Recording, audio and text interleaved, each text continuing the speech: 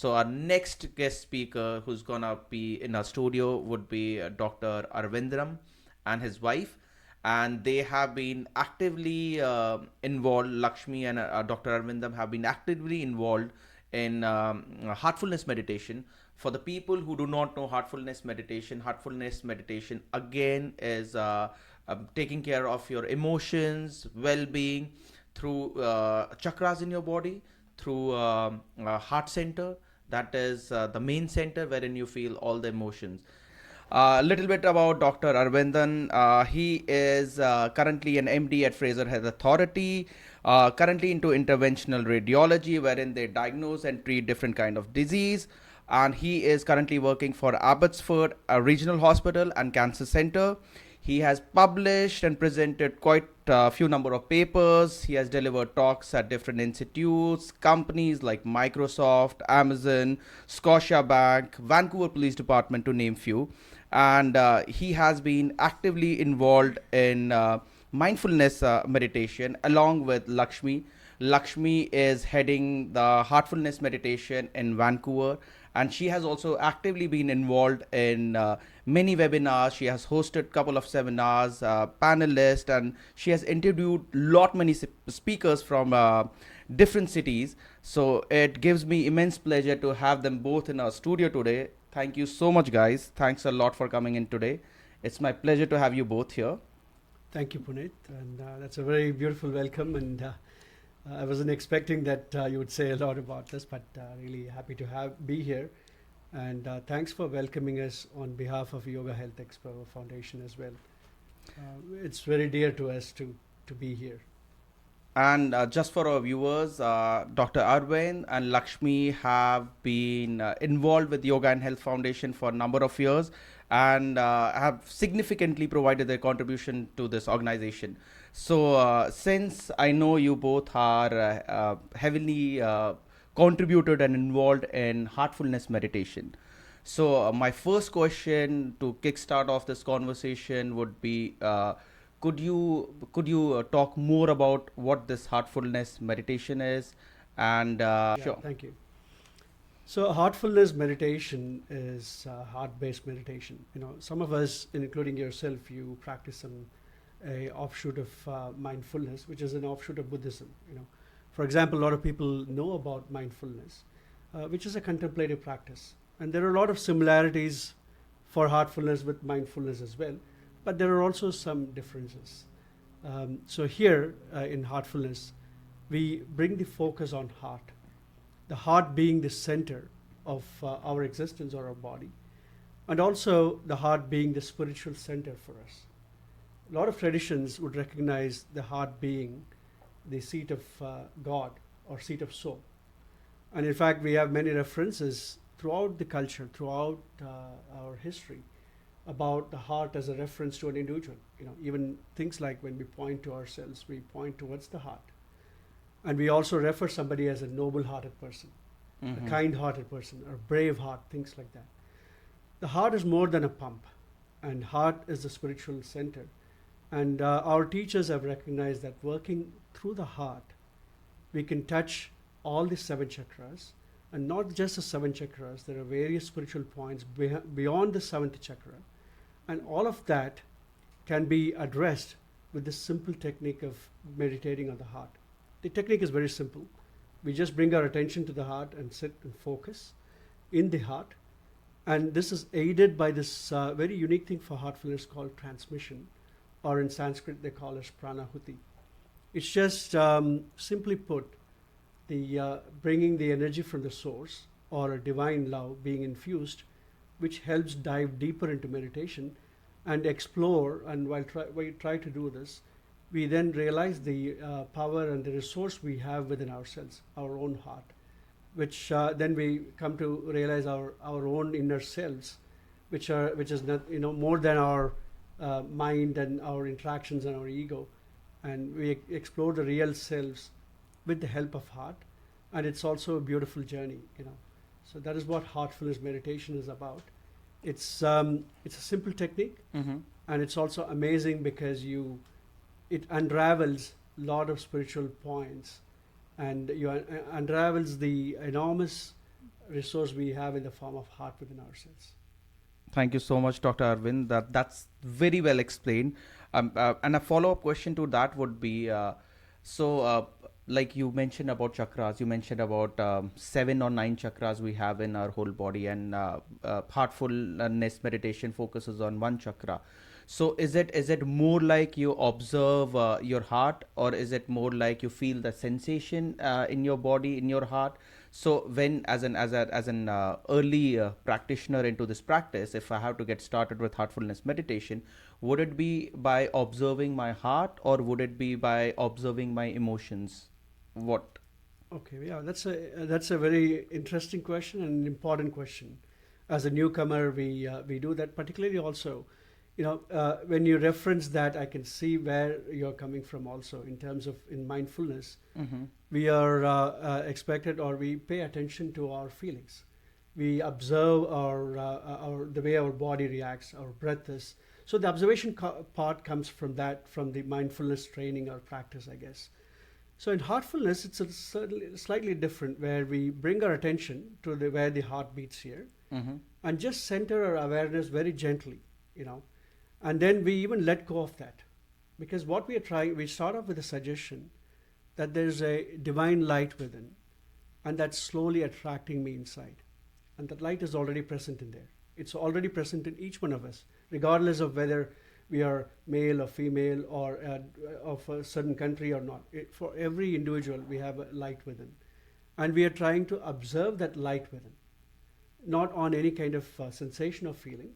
We just try to gently observe. It's not focusing or concentration. It's a gentle observation with this idea, and then we let go of that idea as well, and then see what happens. And for a beginner, and for most of us even now, we will have streaming thoughts. Our life is like that. Mind's function is that. So we gently ignore those thoughts and bring our focus to this heart area and connect with the heart.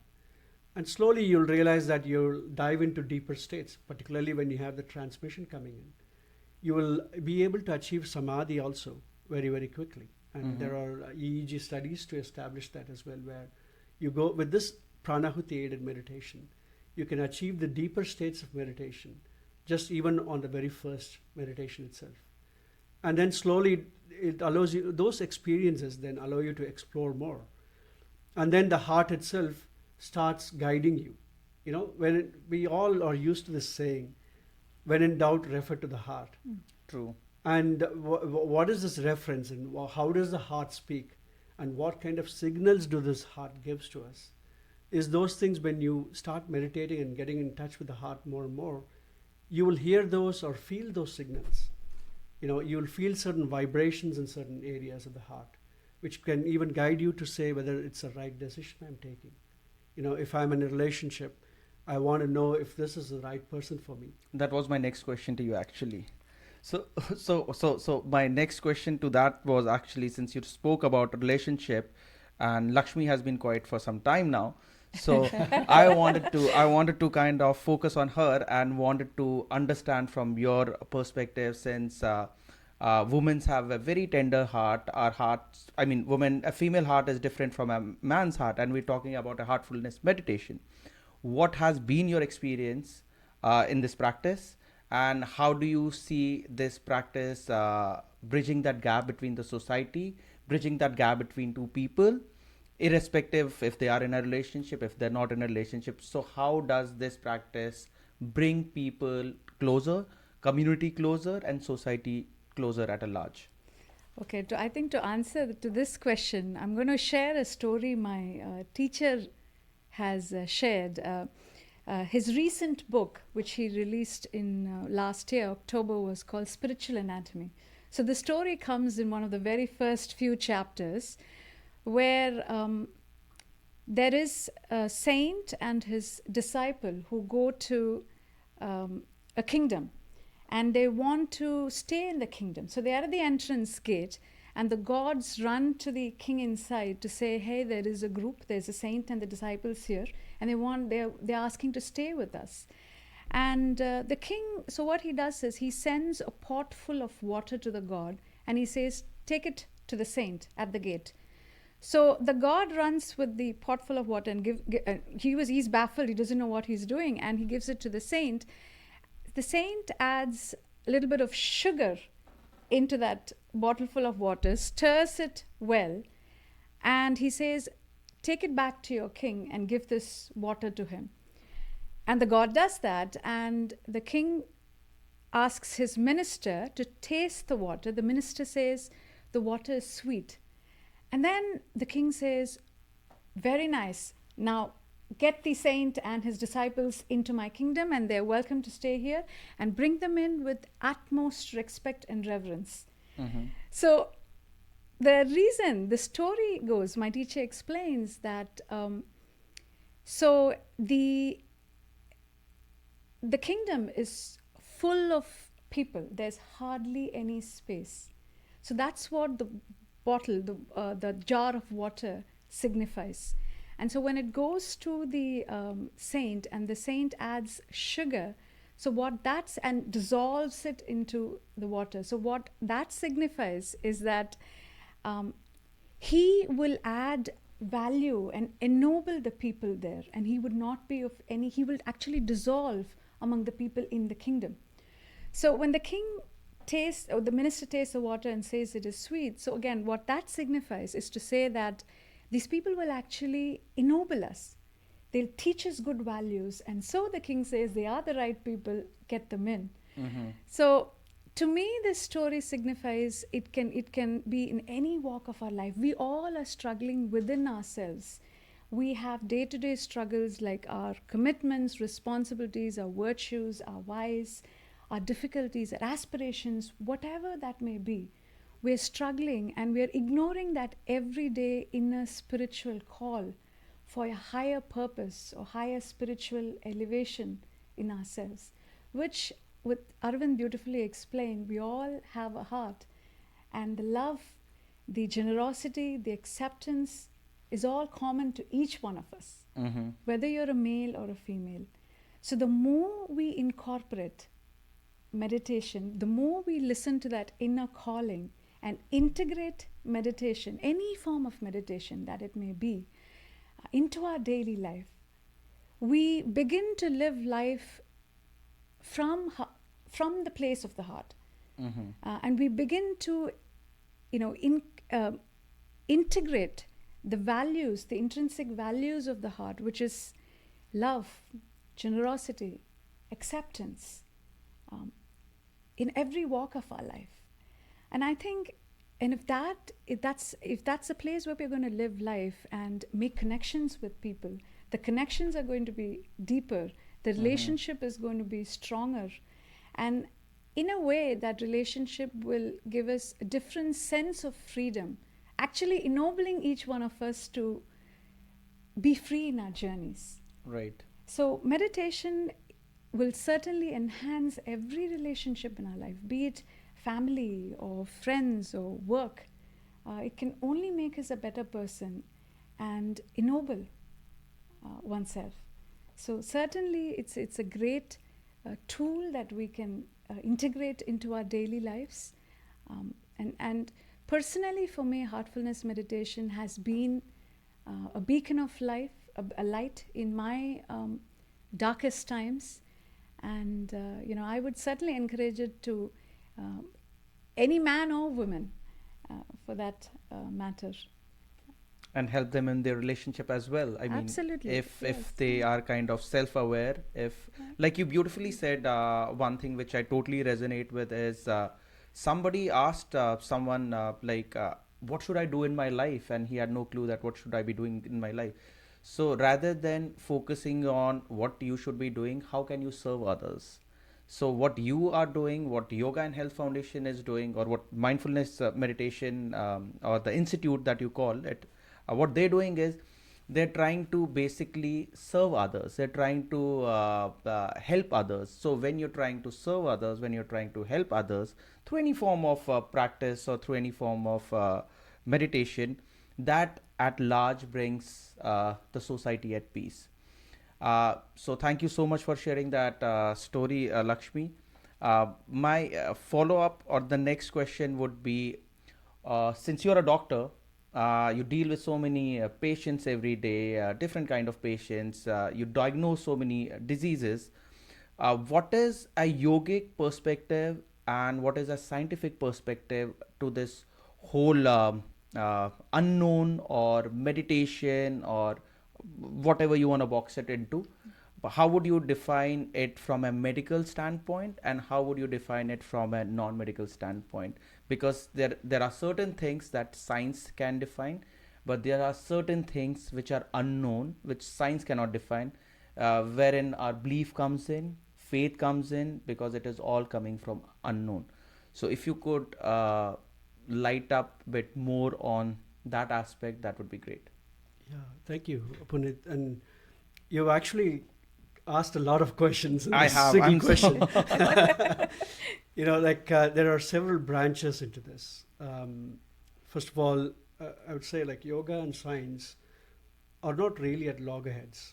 In fact, the way I look at it, yoga is a whole body of research done by people who have been like more than 5,000 years ago. Yoga has been around for more than 5,000 years ago.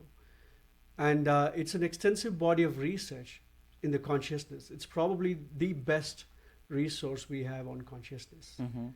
The way people have researched on consciousness, science, I would say, has not done it yet or yet to catch up. It's probably not found a way to quantify that. But the observations made by these yogic, I would like to call them as researchers and scientists, Mhm. are by itself phenomenal, because science requires observation and science requires validation, and they've done that by observation and validation of their own experience, and also reproducibility. Like with following these certain techniques, people with yogic techniques can achieve a certain result, calmness or peace of mind, for example. So that by itself is a science, that's on the path of science, essentially. So when it comes to currently, like the form we have, at least the way yoga is popularized as, uh, in the West and most of the parts of the world, we think of yoga as being the physical component of yoga, the asanas. But it's only one part of it. But the yoga is an all-encompassing technique to achieve self-realization. And the self, in some cultures may call it as God realization, Mhm. or in some cultures they may say it's a higher self. Either way, yoga is all about unity and union with your own higher self. And there's a lot of steps or parts to this yoga, including meditation is one of them, and the asanas or the hatha yoga is only one part of it. Mhm. So there's been a lot of research also now with science.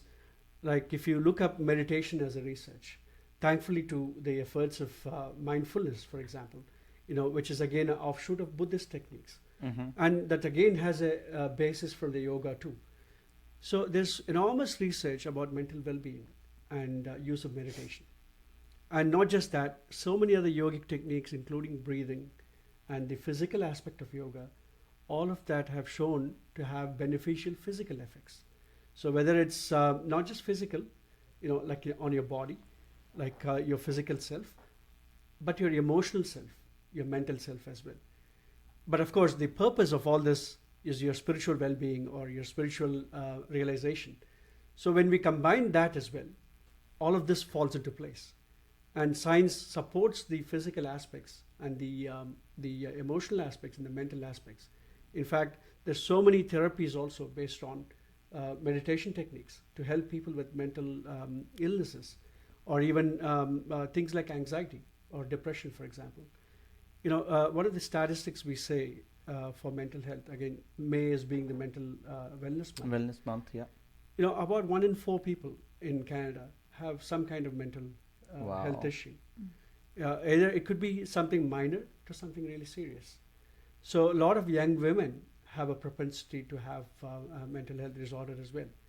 And there are certain professions which are more prone for mental health disorders, like physicians, for example, or people who are in public service like police department, fire department. They're all prone for they're at high risk for any stress-related issues or mental health disease. What I'm also seeing nowadays, sadly, is youngsters, children, they are consumed by the stress, by so many things, including FOMO, fear of missing out, Yeah. like the onslaught of technical gadgets, social media, things like that. And that's amounting to quite a lot of stress. And it affects their sleep, Mm-hmm. it affects their well being, it affects their performance.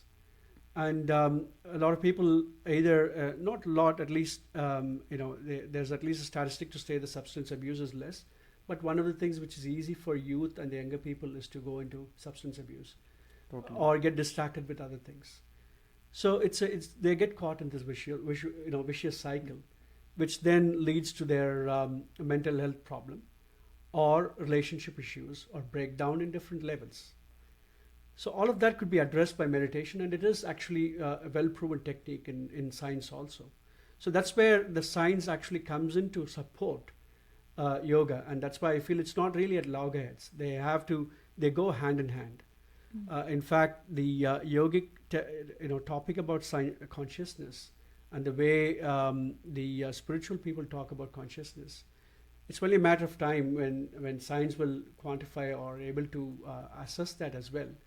But they are doing it in different ways now. But at least it's a good start. And certainly meditation is a huge beneficial technique, including all yogic practices, to be incorporated in our lifestyle. It talks about healthy, whether to live. See, I'm a big believer of preventative care. Mm-hmm. It's better to address something before Better an to issue be happens. safe than sorry. Yeah. We know that from COVID also. Yeah. It's another reminder for us. Better be safer and protect yourself. Wear a mask, or wash your hands, things like that. Even we say that even with common cold and everything, right? Prevention is always better than cure. And this, particularly in Canada, where we have a public health system, and where the healthcare system expenses are very high, and how can we help as a society, as an individual, by leading a healthy lifestyle, by taking care of ourselves, by prevention. Some of the things which Yoga Health Foundation also, with Adityaji, he's been a great proponent of leading a healthy lifestyle, having a good diet, a healthy well-being, healthy being, as well as yogic practices. Things like that, I feel, will be a lot beneficial if we can incorporate it, which will also have a impact on our healthcare burden. If we are able to lead healthy lifestyles, if we are able to prevent certain things, and even with people who have chronic illnesses, if we have a mechanism to deal with their illness, it's if I am bogged down with something, how I handle it is also important. I can be very stressed and I can go down with certain thing, or I can say and encounter that with a very positive frame of mind, or take it head on. Totally. Or even if you don't have to be very gung-ho and take it head on, but at least you can navigate it in a very beautiful way when you have certain techniques that support you internally and with mental well-being. And that's where the yogic practices will come into a big play. And I teach these techniques to my physician colleagues, to general community, and I tell them this as well. It's so simple. Particularly for example, the heartfulness practices which we do, it's all free of cost. All the techniques we offer are free. So I say, I tell them it's free. It doesn't cost you anything. It's just a bit of investment of your time. Right. And this is in your own interest. And you put down some 20 minutes or 30 minutes in the morning. And there is another aspect of heartfulness practice called cleaning, where we clear away the impressions which weigh us down. And we do that in the evening. So 10 to 15 minutes of investment of your time in the evening, and 5 minutes before going to bed in a form of contemplation, and do a short prayer meditation. And that actually goes a long way. I've seen that in my own experience. When I used to, during my period of studies, at an early age, I joined this practice 29 years ago. Wow. And just about the time when I was preparing for going to UK. I grew up in India, in a place called Chennai, and this is after my medicine. I was at crossroads as to what I should be doing, Should I undertake higher education in India, go to USA, go to UK, because I had some friends in both these outside India. And then I decided to go to UK. And around the same time, my parents had asked me to start meditation, and they were actually after me, pressurizing me, because they found it, they derived enormous benefit from it. So one day I kind of succumbed to their pressure, but that's probably one of the best things they've given me, actually, in terms of their directions. And what I noticed was, during those preparation for exams, I found that I was not worried about the outcome. I was not thinking about what is going to happen in the future. It allowed me to stay focused in the present and live in the moment, which is for me at that time preparing for the exams. And then that, not just that, I also found that I was able to retain and focus a lot more. I was, whatever amount of efforts I'm putting in, I was able to retain and capture what I was reading. And I was able to memorize, keep it in my memory, and then reproduce it at a later time. Which then, of course, afterwards, many, many years later, I saw the meditation publications, and they all support how the brain cortex actually increases in thickness, how it improves productivity, focus, memory, and all those things, and which I experienced it myself. So it was a good validation for me as well, that this helped. Of course, the practical experience is the best validation. Right. Earlier on you talked about beliefs. Here our teachers have always talked about not beliefs first, experiences first. Your belief, they say, has to be backed by experience, not the other way around. For many of us, when we say we get put down certain beliefs at a very young age, and that can be very strong. That can be something negative or something positive too, and those things shape our lives actually.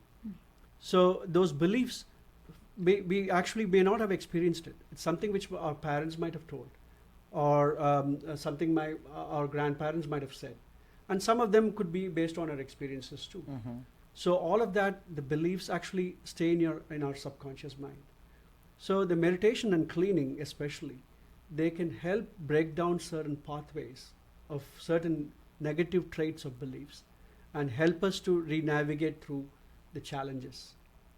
Sorry, that's a long-winded answer. No. I mean, I totally got into it, and I had plethora of questions actually to ask you, because you spoke about few concerning points about was like 1 in 4 people are diagnosed with some kind of mental condition or anxiety or stress. So that is a very staggering fact. So and there were other questions also, but I'll go one by one. One would be and Lakshmi, please feel free to pitch in. I know you've been quiet for some time because No worries. Arvind is taking all the limelight for now.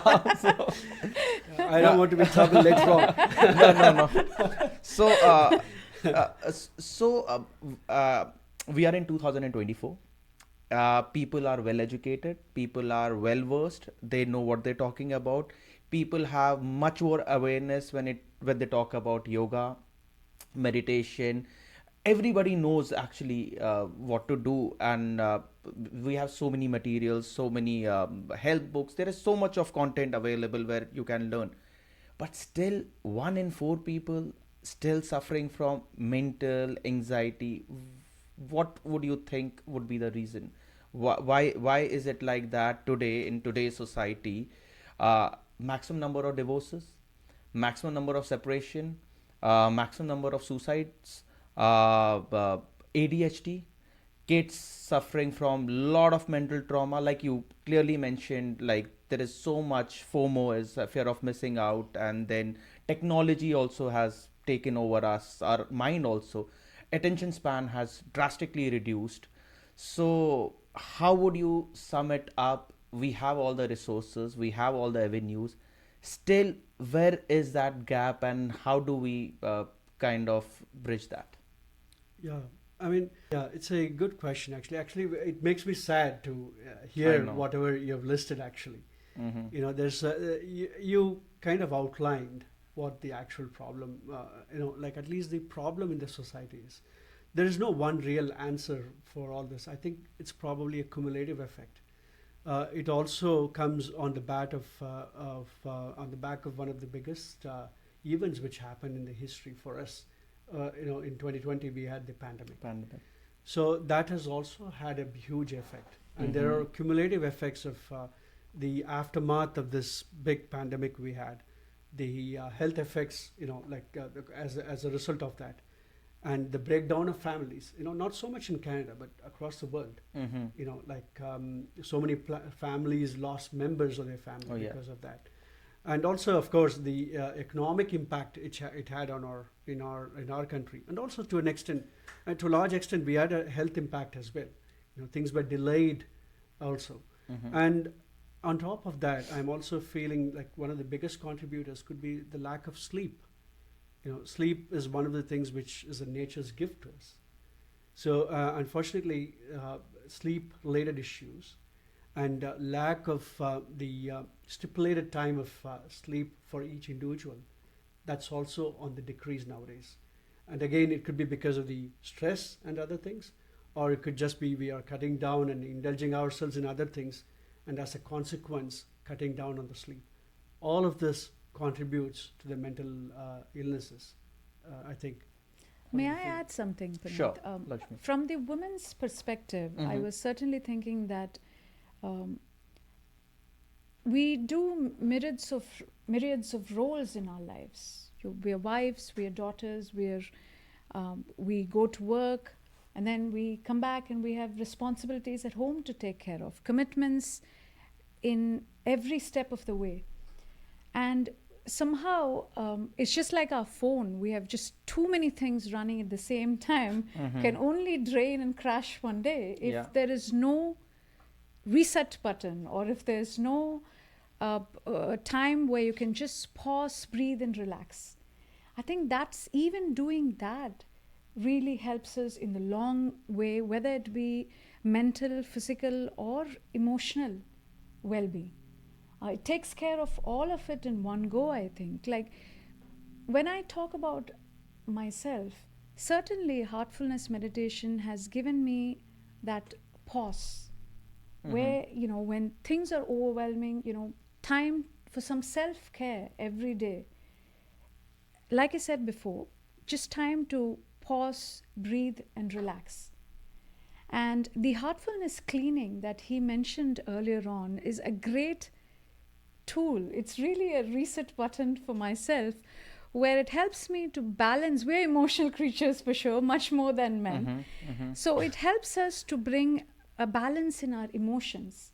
So when our emotions are put in balance, perhaps we have a little bit more clarity, and our decisions for our problems, we make decisions for our problems from that clarity, from that space of clarity, pause and peace. So I guess that's the way forward, and that would be a more holistic solution for, all that you mentioned previously. And that's the secret of your marriage, happy married life as well. You've been meditating together. Yes, I have learned to say yes. So who got introduced into this meditation? Was it you, Dr. Aravind, who got Lakshmi into this practice of spirituality, meditation? I let her take I'd the like story. to take that for sure. Yeah, it's. I think that it's been 24 years since I started meditation, and we were seeing each other at the time. This was just before our marriage, and I remember one time we were sitting by the beach, and he goes, I'm trying this meditation, and you may want to consider it too, and I've heard it's good for the family. I think for me that was a beautiful phrase that I heard. Something for the family, and I wanted to give it a try. And although I was very regular initially, for several years, I would say 3-4 years, but the more I invest in it, I certainly feel it's even one person meditating in a family can make a huge difference. Oh, yeah. It resonates at a higher level, and the impact Absolutely. is immense to the entire Heartful family. parenting, that again, as he mentioned earlier on, we're all, unknowingly or knowingly, we carry something that our parents have taught us. And whether we experience it or not, we believe in it, and we're sort of conditioned to behave in a certain way. Mm-hmm. So once we become heartfulness, our teacher Daji, who we affectionately call him as Daji, his full name is Kamlesh T. Patel. Now he says the more we meditate, it is like a mirror. You are able to see your consciousness. You're able to see your strengths and weaknesses. Once that awareness is there, you have more love for yourself, more empathy, and you project it to everyone else that you see as well. You're much more kinder. You're much more empathetic towards the other person, because we all make mistakes. I make mistake too. So who am I to judge the other person? So definitely the world will be a beautiful, a better place for everyone. No, that's very well said, Lakshmi. You're right. I mean, if everyone kind of cultivates this habit, even if they spend like 5 to 10 minutes on a daily basis to any form of practice, any form of meditation that they do, has a profound effect on your personality, mental well-being. My other question to you would be: there are so many.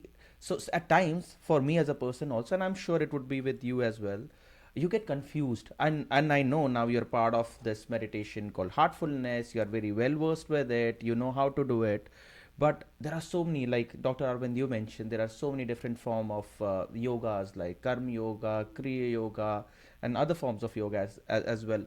So making somebody, at times it gets confusing also, right? For example, Dr. Arvind, I was talking to you about vipassana meditation, and that teaches something else. Then there is breathing techniques which are something else, and here is heartfulness meditation.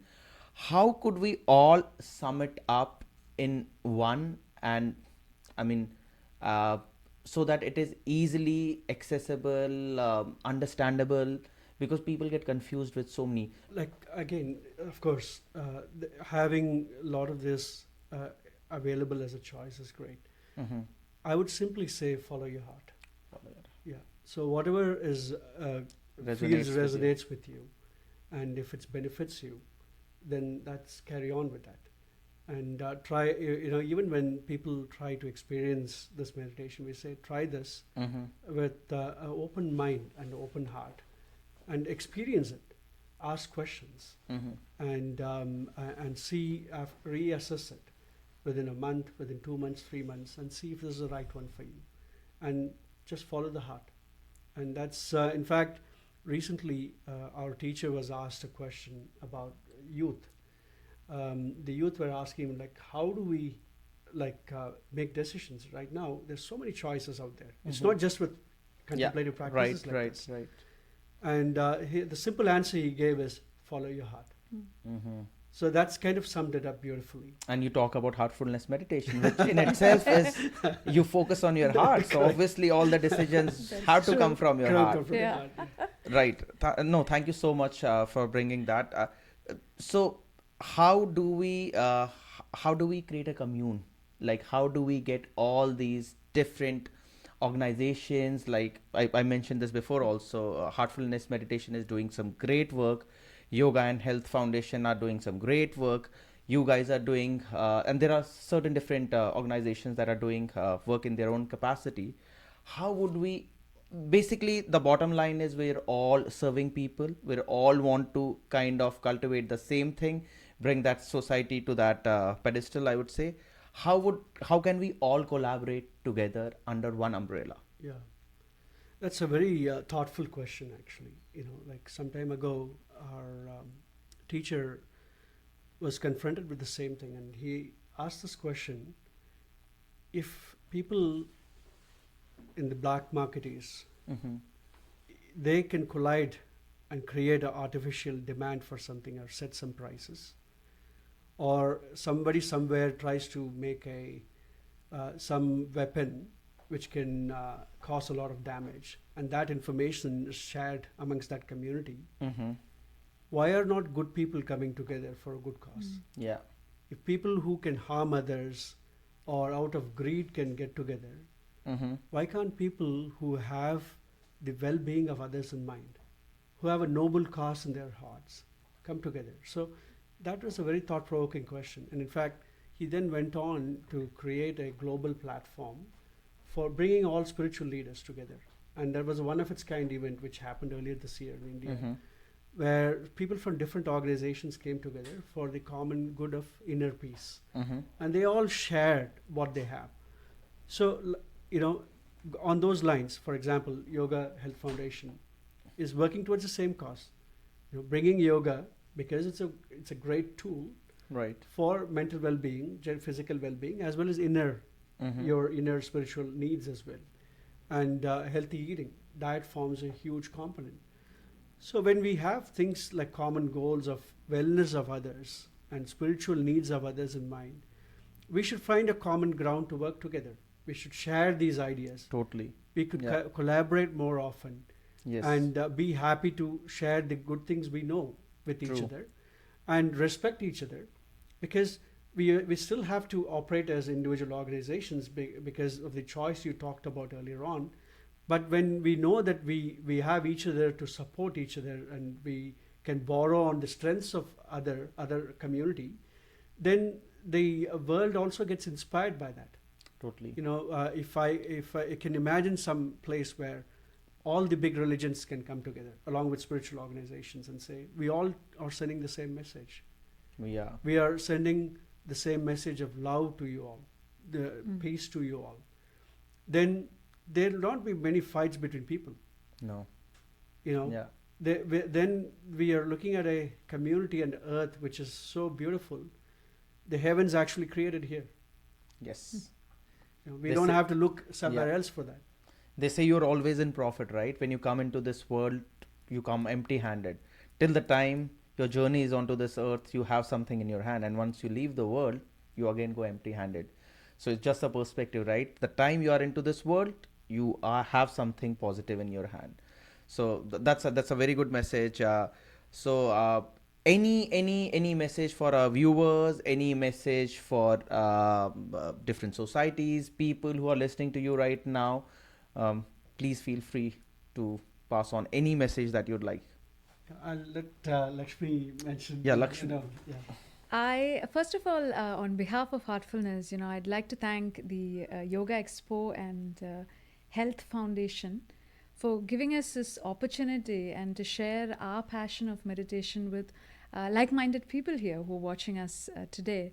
And we're all in this cause together, bettering ourselves, being one person at a time, making this world, a one family, a one peaceful, harmonious family. So thanking again the Yoga Foundation, and we have been collaborating with them for the last few years, and it's been a beautiful journey. We wish them all the very best for this year's being their 10th expo event. Thank you so much, Lakshmi. Yeah, thank you. And again, what I would share with the people watching this as well, invest some time for yourself, because we are the best resource we have, and the inner you is the best thing we can have. And if we can become the better version of ourselves, and in fact, I would say, if we have to do something, you can say be your best. Not be the best, because then we are competing against somebody else, but we just motivate and compete against oneself. Be our own best selves, and constantly improving ourselves, and constantly looking after the inner needs as well, not just the outer needs. And when we balance that, the physical well-being, the mental well-being, as well as the spiritual well-being, all gets balanced when we tend to the inner selves. If we can look after the highest within us, then everything else falls into place, whether it's in your workplace. Just wanted to add that when we talk about this meditation, people may think that we are doing nothing, we're just doing these practices for ourselves. But it has, like what Lakshmi was saying earlier on, if one person can meditate within a family, that has a huge impact. And the entire family. And in the entire family. Yeah. And I would add that it also has a huge impact in your workplace, yes. in other relationships as well. So imagine if so many people can meditate within an organization or within the community. That community will be glowing. That community would be a huge example for other communities. They will just be attracted like bees to the flower. or Moth to the legs. iron filings to magnet, so which will set off a cascade effect. So be the change and be your best. That's what I would So say. that's the message for all our youths, all our people, that be the best version of yourself, as Dr. Arvind and Lakshmi said, and create a place of harmony within yourself first before you propagate it at a larger scale to the society. Thank you so much, Dr. Arvind. Thank you so much, Lakshmi, for taking out your welcome. precious time, coming and speaking to us. And I hope we collaborate in your future as well. Thank you so much. Look forward to it.